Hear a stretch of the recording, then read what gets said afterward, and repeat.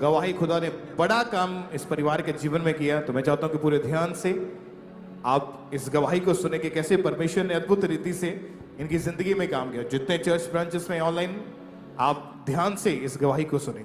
बहुत ही अमेजिंग काम परमेश्वर ने इनकी लाइफ में किया, शर्मिंदगी को खत्म किया, आनंद भरा है। तो ये गवाही लाइफ चेंजिंग टेस्टमनी है एक।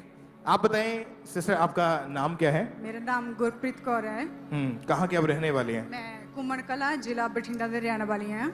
ओके, ऊंचा बोले थोड़ा। और अपनी गवाही बताएं कि नवंबर 2018 में हाँ आपकी शादी हुई थी। हाँ जी। ओके, उसके बाद क्या हुआ आपकी लाइफ में, खुल के बताएं सब। जी, उसके बाद मतलब कि साल 1.5 साल के बाद हमने बेबी के लिए ट्राई किया, लेकिन कंसीव नहीं हो रहा सी।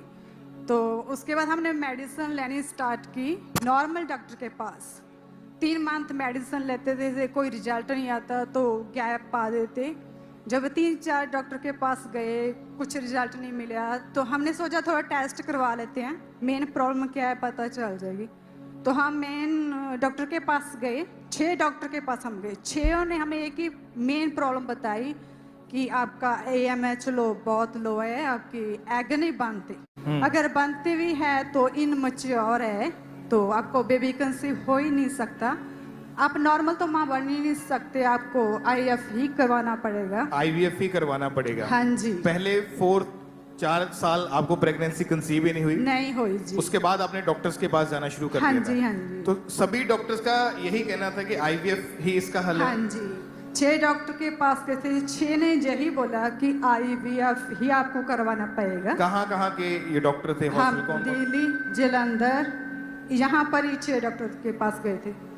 और सभी डॉक्टर्स यही कहते थे? हाँ जी। उन्होंने बोला कि बहुत ज्यादा ये गंभीर एक समस्या बन चुकी है। हाँ, उनसे मैं पूछा था सर एग बनने की कोई मेडिसिन तो होएगी? उन्होंने बोला नहीं बेटे, जब बाय बर्थ होता है, बाय बर्थ आपके एग जो है निर्धारित होते हैं गॉड की तरफ से, इसकी कोई मेडिसिन नहीं है, इसका तो IVF ही इलाज करवाना पड़ेगा आपको। ओके, उससे पहले आप एक बार आपको प्रेगनेंसी हुई थी अक्टूबर 2022 में? हाँ जी। ओके, उसके बारे में बताएं क्या था वो? उसके क्या था, 3 मंथ में जो प्रेगनेंसी थी तो फर्स्ट स्कैन मेरी होनी थी।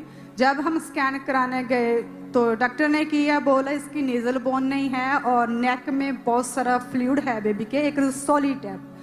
उन्होंने बोला वैसे तो 90% आपका केस सक्सेस नहीं होएगा, अगर हो भी जाता है तो बच्चा अपाहज होएगा।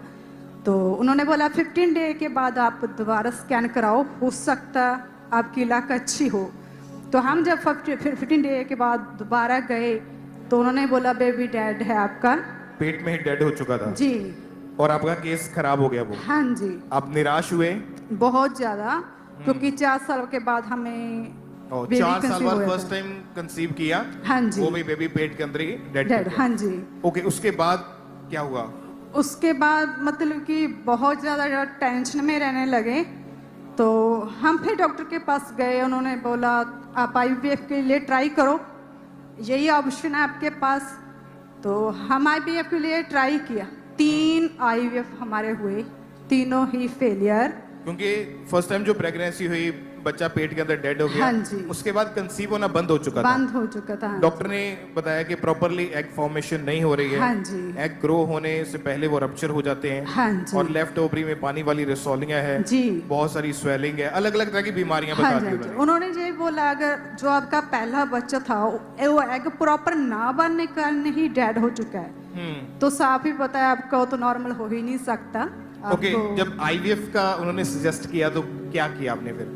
सर हमने IVF के लिए ट्राई किया, 3 IVF हमारे हुए। 3 बार IVF करवा लिया आपने? हाँ जी। क्या रिजल्ट निकला? रिजल्ट भी तो 0 ही होता था हर बार।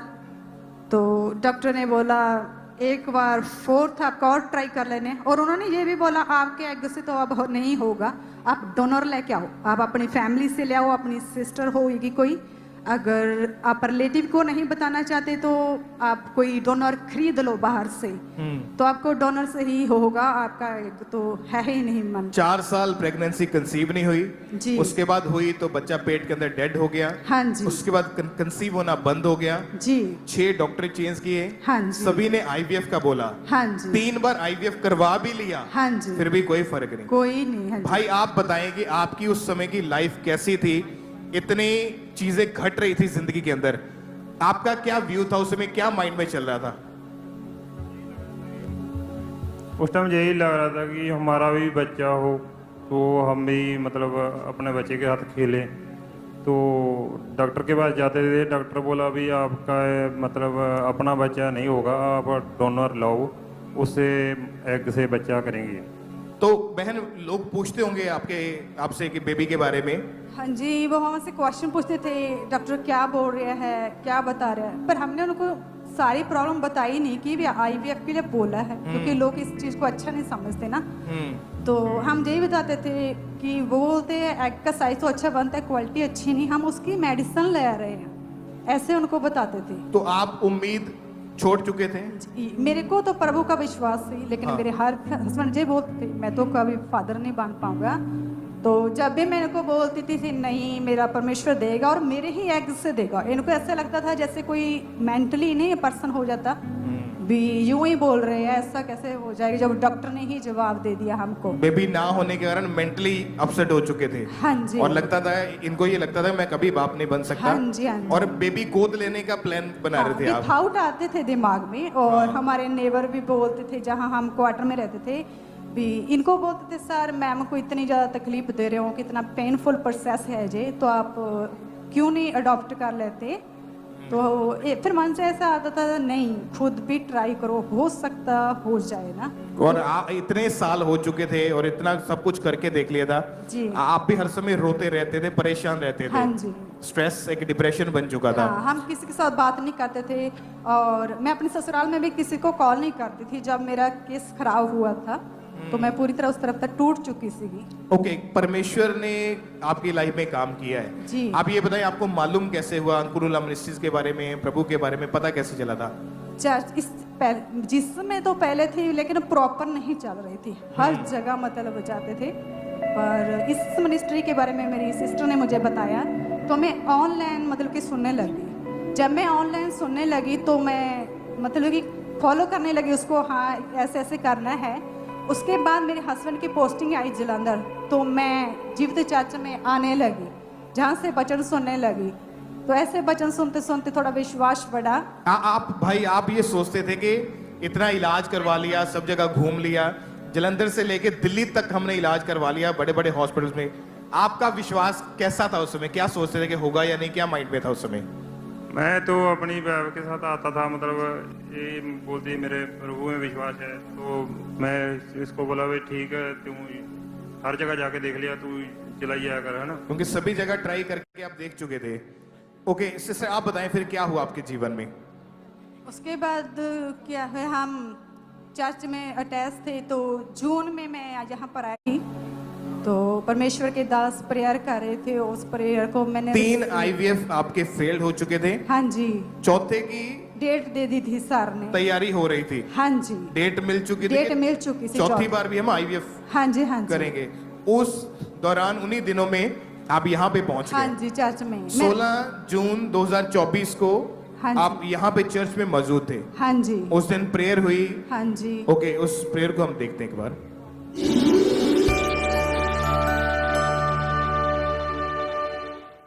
अपने हाथ अपने पेट पे रखो जिनके पास बेबीज नहीं।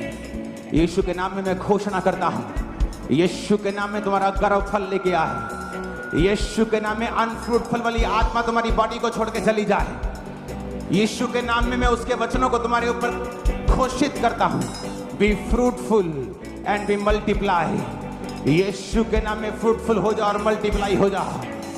यीशु के सामर्थ्य नाम में कम करने वाला, घटा करने वाला आत्मा तुम्हारी जिंदगियों से चला जाए, यीशु मसीह के सामर्थ्य नाम में। और जब विश्वास के साथ आपने इस प्रार्थना को सुना और ग्रहण किया, हाँ जी, उसके बाद बताएं क्या परिवर्तन देखा आपने अपने जीवन में? उसके बाद जुलाई में सर ने मुझको डेट दी थी जिस दिन आपको पीरियड आएंगे, सेकंड डे आपको आईवीएफ के लिए आना है, लेकिन पीरियड मिस हो गई। जब मिस हो गई तो मेरा ऐसा लगा शायद 2-4 दिन ऊपर जाएं, इधर उधर हो जाते हैं ना, तो नहीं आए। तो मैंने चेक किया, मेरा रिजल्ट पॉजिटिव था। हम शॉक थे, कैसे हो गया, जो डॉक्टर ने मना कर दिया ना। तो जिस दिन आपने आईवीएफ करवाने के लिए डॉक्टर के पास जाना हाँ था, सेम डे आपने प्रेगनेंसी टेस्ट चेक कर लिया। हाँ जी। और आपका टेस्ट पॉजिटिव था। पॉजिटिव आया, दिल हमको फिर भी बिलीव नहीं था। फिर हमने ब्लड टेस्ट भी अपना करवाया, उसमें भी पॉजिटिव था। तो जब हम डॉक्टर के पास गए, हमने अपने सर को बताया, तो मेरे सर जो है रिपोर्ट देख के शॉक हो गए, ये कैसे हुआ बेटे। तो मैं परमेश्वर का बहुत धन्यवाद कर दिया, जो डॉक्टर और मेरे रिलेटिव मेरी लाइफ ਦੇ ਵਿੱਚ नहीं कर पाए, परमेश्वर ने वो शर्मिंदगी मेरी खत्म कर दी। मैं साਰਿਆਂ ਨੂੰ ਕਹਿਣਾ, ਉਹ ਭੈਣਾਂ ਨੂੰ ਕਹਿਣਾ ਚਾਹੁੰਦੀ ਹਾਂ ਜਿਨ੍ਹਾਂ ਦੇ ਬੱਚੇ ਨਹੀਂ ਹੈ, परमेश्वर ਦੇ ਵਿੱਚ ਬਨੇ ਰਹੋ, ਜੀਵਤ ਚੱਜ ਨਾਲ ਜੁੜੇ ਰਹੋ। ਉਹ ਖੁਦਾ ਜਿਸ ਨੇ ਮੇਰੀ ਸ਼ਰਮਿੰਦਗੀ ਖਤਮ ਕੀਤੀ, ਉਹ ਹਰ ਇੱਕ ਦੀ ਸ਼ਰਮਿੰਦਗੀ ਨੂੰ ਖਤਮ ਕਰੇਗਾ। ਮੇਰਾ परमेश्वर ਸ਼ਰਮਿੰਦਗੀਆਂ ਨੂੰ ਖਤਮ ਕਰਨ ਵਾਲਾ परमेश्वर है। Thank you Jesus. ऊंची आवाज में तारीफ करे कलीसिया। की तेनू दसा मैं वडियाइयां तेरियां, की तेनू दसा मैं वडियाइयां तेरियां, इंडिया दा नाड़ वेखो वडियाइयां तेरियां, इंडिया दा नाड़ वेखो वडियाइयां तेरियां। कितने साल के बाद ये बेबी हुआ आपके पास? 6.5 साल के बाद। 6.5 साल बाद, जी 3 IVF फेल्ड होने के बाद, जी। एक बेबी की डेथ होने के बाद, हाँ जी। और ये बेबी बेटा दिया खुदा ने। हाँ आप इमेजिन करें, अभी भी खुदा का आत्मा उस बहन को छू रहा है यही पुलपेट के ऊपर। जब आप गवाही दे रहे हैं, यहाँ परमेश्वर का आत्मा मौजूद है। आज आपकी डिलीवरेंस का और आपकी गवाही का दिन है यीशु मसीह के नाम में। ऊंची आवाज में हालेलुया। लोकी दे गवाहियां तेरियां, होता जो लोकी दे ऊंची आवाज में हालेलुया।